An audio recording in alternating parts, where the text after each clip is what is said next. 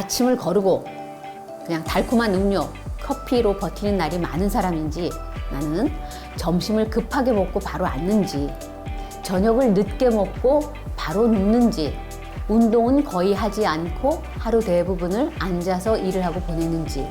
자, 내가 어디에 해당하는지 한번 체크해 보세요. 마른 편인데 배만 나온 사람이 있습니다. 배만 볼록. 공복 혈당과 중성지방이 같이 높다면 피검사 숫자만 보고 끝내지 말고요. 간에 지방이 쌓였는지도 한번 확인해 보셔야 합니다. 건강검진에서 혈당, 혈압, 허리둘레가 같이 올라갔다면 무엇을 봐야 할까요? 혈당이 조금 높네요. 혈압도 관리가 필요합니다. 중성지방도 올라 있어요. 허리둘레도 한번 확인해 보셔야 할 것 같습니다. 이거 혈당 문제인가? 혈압 문제인가? 살이 쪄서 그런가? 간도 봐야 하나? 자, 이럴 때 나오는 말이 바로 대사성 질환입니다.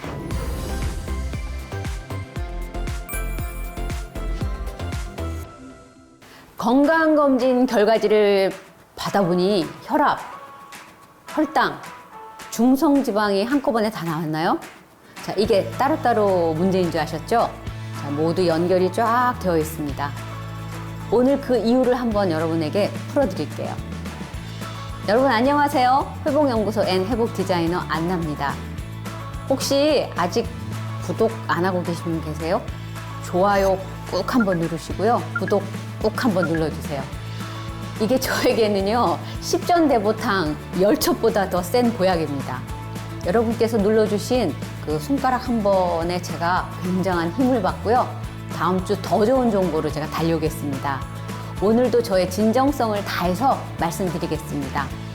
오늘은요, 대사성 질환에 대해서 한번 나눠볼게요. 또 대사성 증후군이라고도 합니다. 건강검진에서 혈당, 혈압, 허리둘레가 같이 올라갔다면 무엇을 봐야 할까요? 건강검진을 받고 나서 이런 말을 듣는 분들이 있습니다. 혈당이 조금 높네요. 혈압도 관리가 필요합니다. 중성지방도 올라 있어요. 허리둘레도 한번 확인해 보셔야 할 것 같습니다. 자, 이렇게 여러 숫자가 같이 나오면 여러분들이 좀 헷갈리실 거예요. 이거 혈당 문제인가? 혈압 문제인가? 살이 쪄서 그런가? 간도 봐야 하나?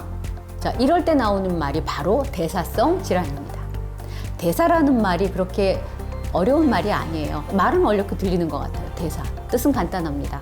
몸이 밥을 에너지로 바꾸고 남은 것을 저장하고 필요 없는 것을 내보내는 것을 말하는 겁니다. 그런데 이 일이 잘 되지 않으면 검사 숫자 하나만 올라가는 게 아니기 때문이에요. 혈당도 오르고 혈압도 오르고 중성지방이 오르고 허리둘레도 늘고 콜레스테롤, 좋은 콜레스테롤은 HDL이 낮아집니다. 여기서 잠깐 알고 가시면 좋은 이야기가 있을 것 같아요. 대사증후군이란 이름이요. 사실 생긴 지 그렇게 오래되지는 않았습니다. 1998년 WHO 세계보건기구가 이 여러 가지 상태를 묶어서 대사증후군이라는 이름으로 처음 정의를 했어요. 그 전까지는 같은 상태를, 우리 대사증후군 같은 이런 상태를 어떤 의사는 X증후군이라고도 불렀고요. 어떤 의사는 인슐린 저항성 증후군이라고도 불렀습니다. 이름조차도 없던 시절이 있었어요. 이 병은 수많은 사람들의 몸 안에서 조용히 진행이 다 되었던 겁니다. 지금 우리 주변에도 자신이 대사성 질환 상태인지도 모르고 그냥 살고 계신 분들이 아주 많습니다. 미국 국립 심장폐혈액연구소는요, 대사증후군을 심장병, 당뇨병, 뇌졸중 위험을 높이는 여러 상태가 함께 있는 것으로 설명합니다. 뇌졸중은 뇌혈관이 막히거나 터져서 말이 어눌해지고 한쪽 팔과 다리에 힘이 빠지는 그런 병입니다. 대사증후군을 볼 때 확인하는 것이 허리둘레, 혈압, 공복혈당, 중성지방, HDL 콜레스테롤입니다. 이 5가지를 따로 보지 말고 함께 봐야 합니다. 건강검진에서 혈당만 오르는 것이 아니라 혈압, 허리둘레, 중성지방까지 같이 올라갔다면 그날부터 하나씩 여러분 확인을 시작해야 합니다. 다음은요, 배가 나왔을 뿐인데 왜 혈당과 혈압까지 같이 봐야 하는지 말씀드릴게요. 배만 조금 나온 거라고 생각하는 분, 네, 다음 이야기 한번 꼭 들어보세요. 나 조금 배가 나왔을 뿐인데 왜 혈당, 혈압을 자꾸 같이 보라는 거야? 봄에 맞았던 바지가 가을에 안 잠기는 분들 계실 거예요. 배만 조금 나온 거라고 그냥 넘기셨죠? 살이 조금 쪘다고. 자, 오늘 이야기를 들으시면 그냥 못 넘기실 겁니다. 배가 조금 나온 것뿐이라는 생각을 가지신 분들이 너무 많기 때문에 제가 오늘 이 말씀을 꼭 드리려고 합니다. 이것도 제 얘기예요. 옷이 좀 불편한 정도겠지. 나이 들면 배가 나올 수 있지. 몸무게가 많이 늘어난 것도 아닌데 뭐 괜찮겠지. 그런데 배가 먼저 나오는 경우는 허리둘레를 확인해야 합니다. 허리둘레는 배 주변에 지방이 얼마나 쌓였는지를 보여주는 숫자예요. 배 안쪽에 지방이 늘면요, 지난주 말씀드린 것처럼 인슐린이 포도당을 세포 안으로 넣는 일을 제대로 못하게 됩니다. 그러면 혈당이 쉽게 올라갑니다. 혈압도 여러분 같이 봐야 합니다. 혈압은 피가 혈관을 밀고 지나가는 힘이라고 말씀드렸죠. 몸에 지방이 늘고 움직이는 시간이 줄면 혈압 관리도 어려워질 수 있습니다. 그래서 배만 보는 게 아니에요. 허리둘레도 보고 공복 혈당도 보고 혈압도 체크하고 중성지방도 보는 겁니다. 미국 국립 심장 폐혈액 연구소는요, 대사증후군을 볼 때 허리둘레가 증가, 혈압이 상승하는가, 혈당이 상승하는가, 중성지방이 상승하는가, HDL 콜레스테롤이 감소하는 것을 함께 본다고 안내했습니다. 요즘 20대, 30대 젊은이들도 마찬가지예요. 예외가 아니에요. 몸무게는 크게 안 늘었는데 배만 먼저 나오는 사람이 있습니다. 주로 좀 앉아서 계신 분들이 많이 그런 것 같아요. 앉아있는 시간이 길고 단 음료수를 자주 마시고 식후에 움직임이 없다면 바로 검사 숫자를 확인해 보는 것이 가장 좋습니다. 배가 나왔다는 말은 바로 옷 사이즈만 바뀐 게 아닐 수 있기 때문이에요. 허리둘레, 혈당, 혈압, 중성지방을 같이 한번 꼭 확인 한번 해보세요. 다음은 공복혈당과 중성지방이 높을 때 왜 지방간까지 봐야 하는지 말씀드릴게요. 지방간 들어보셨죠? 술도 별로 안 마시는데 지방간이 나왔다는 분, 공복혈당도 높고 중성지방도 높다면 왜 지방간까지 봐야 할까요? 피검사에서 혈당도 높고 중성지방도 높다는 말을 혹시 들으셨나요? 술도 별로 안 마시고 지방간이 의심된다는 말까지 들으셨다면 그 이유를 한번 말씀드려 볼게요. 건강검진에서 공복혈당이 높고 중성지방도 높다는 말을 들은 분들이 있습니다. 그런데 여기서 간 수치까지 올라가 있거나 지방간에 의심된다는 말을 듣기도 합니다. 이때 많은 분들이 이렇게 생각을 하세요. 나는 술도 많이 안 마시는데 왜 지방간이 나오지? 지방간은 간에 지방이 많이 쌓인 상태를 말하는 겁니다. 간은 우리가 먹는 음식을 처리하고 필요한 에너지를 저장하고 몸에 필요 없는 것을 정리하는 일을 합니다. 정말 일 많이 해요, 간은. 그런데 먹은 에너지가 계속 남고 혈당과 혈액 속 지방 수치가 높아지면 간에도 지방이 쌓일 수 있습니다. 간은 가장 조용한 장기입니다. 초기에는 아프다고 바로 신호도 보내지 않습니다. 그래서 건강검진에서 간 수치, 초음파 검사, 보포 검사로 확인해야 하는 일이 많습니다. 간 수치는 피검사에서 간이 힘들어지고 있는지 참고하는 숫자입니다.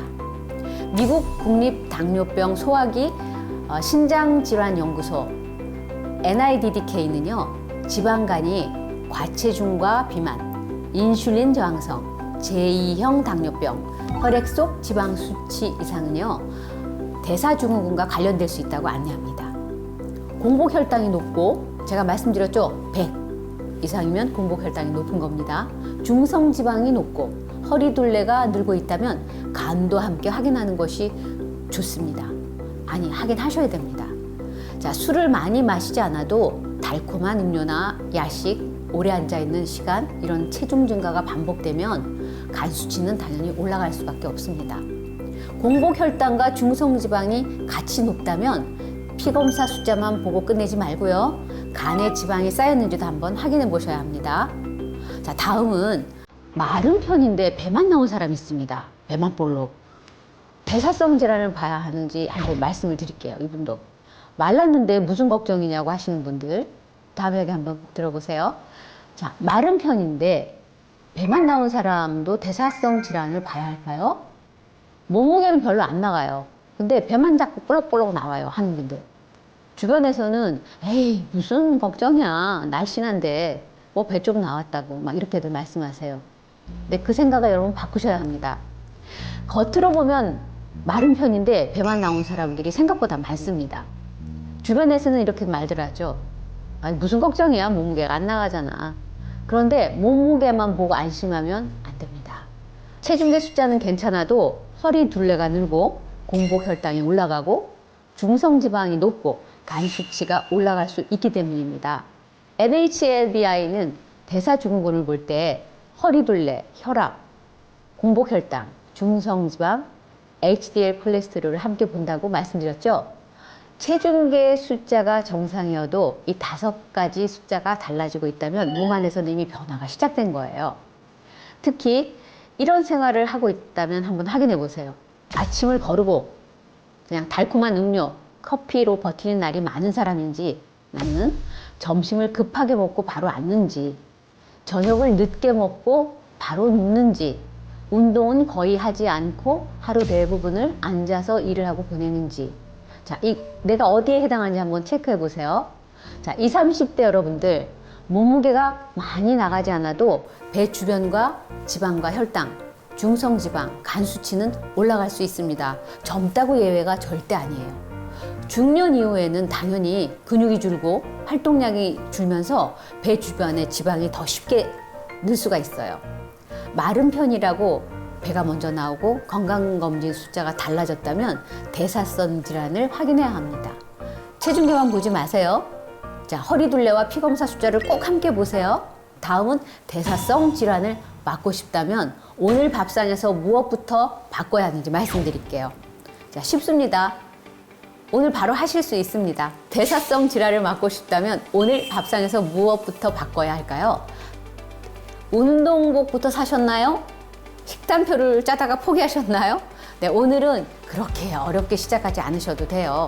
대사성 질환을 막고 싶다면 많은 분들이 어렵게 생각하세요. 약을 먹어야 하나? 매일 1시간씩 운동해야 하나?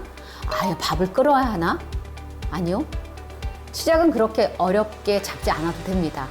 오늘 식단에서 바꿀 수 있는 것부터 하면 됩니다. 첫째, 제가 항상 얘기하는 겁니다. 달달한 음식을 줄이세요. 마시는 음료,수, 당분을 줄이는 겁니다. 달콤한 커피, 탄산 음료, 주스, 착즙 과일, 각 과일 주스 이거 무조건 좋다고 생각하시는데 여러분 단 것만 모아서 맛 좋은 과일은요 여러분 혈당을 정말 빠르게 오르거든요. 자, 씹지 않고 들어오기 때문에 혈당은 무섭게 치솟습니다. 두 번째, 첫 숟가락을 여러분 드실 때 바꿔보시라고 계속 얘기하죠. 제가 밥 숟가락 크기보다 먼저 채소류를 먼저 드세요. 채소류. 그 다음 세 번째는 단백질을 꼭 식사에 넣으세요. 이 공식이에요. 공식. 달걀, 두부, 생선, 콩, 살코기 중 내가 좋아하는 것 한 가지라도 챙기자. 네 번째, 밥이 나면은 마지막에 천천히 꼭꼭 씹어 먹자. 자, 이겁니다. 여러분 밥도 먹을 수 있고 면도 먹을 수 있습니다. 급하게만 먹지 마세요. 천천히 꼭꼭 씹어 드세요. 식후에 디저트로 달콤한 케이크, 빵, 음료 함께 먹는 행동 이거 바꾸셔야 합니다. 이거 왜 이렇게 됐을까요? 이게 진짜 치명적이거든요. 식후에 바로 앉는 생활도 바로 바꾸셔야 합니다. 다섯 번째, 제가 너무 중요하게 생각하는 10분. 식후에 10분을 움직이세요. 집안도 걷고요. 회사라면 계단으로 오르내리시는 것도 좋습니다. 자, 탕비실도 왔다 갔다 하시고요. 여러분 책상 주변도 좀 왔다 갔다 걸으세요. 사무실 왔다 갔다 한 두세 바퀴 돌아보세요. 10분 정도. 가까운 곳이라면 여러분들이 밖에 나가서 좀 걷는 것도 좋습니다. 여섯 번째는요. 건강검진 숫자를 따로 보지 말고 같이 꼭 보세요. 공복 혈당, 혈압, 허리둘레, 중성지방, HDL 콜레스테롤 숫자, 간 수치 이걸 다 한 장에다 이렇게 놓고 한번 확인해 보세요. 이미 혈압약, 당뇨약, 고지혈증약을 드시는 분들은 절대 약을 마음대로 줄이거나 끊으면 안 됩니다. 여기서 저희 친정아버지 얘기를 잠깐 해드릴게요. 저희 아버지는 뭐 당뇨약을 끊으신 건 아닌데요. 아버지가 고혈압이셨어요.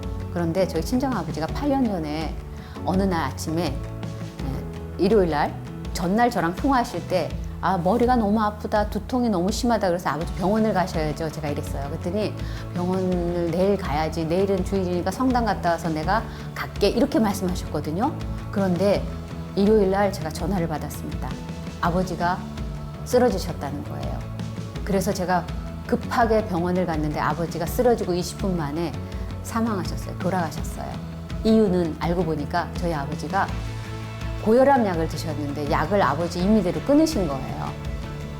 그래서 괜찮다고 생각하시면서 끊으시고 그게 다 머리 아팠던 게 그 원인이었는데 아버지 마음대로 내가 이제 혈압이 좀 나은 것 같다 이렇게 생각하고 끊으셨던 그 이유가 바로 아버지를 정말 저희하고 이별할 시간도 없이 그렇게 바로 20분 만에 돌아가신 거예요. 그래서 저는 그 트라우마가 있습니다. 약을 여러분 마음대로 막 조절하시는 분들 보면 꼭 병원 가서 상의하고 하시라고. 그게 맞는 얘기고요. 여러분들 마음대로 약 조절하지 마십시오. 특히 혈압약, 당뇨약, 고지혈장 드시는 분들은 꼭 제 말대로 한번 해보셔야 됩니다. 검사 숫자가 좋아졌다 하더라도 선생님이 약을 드시라고 하는 경우가 있습니다. 그럴 때는 드시는 게 맞습니다.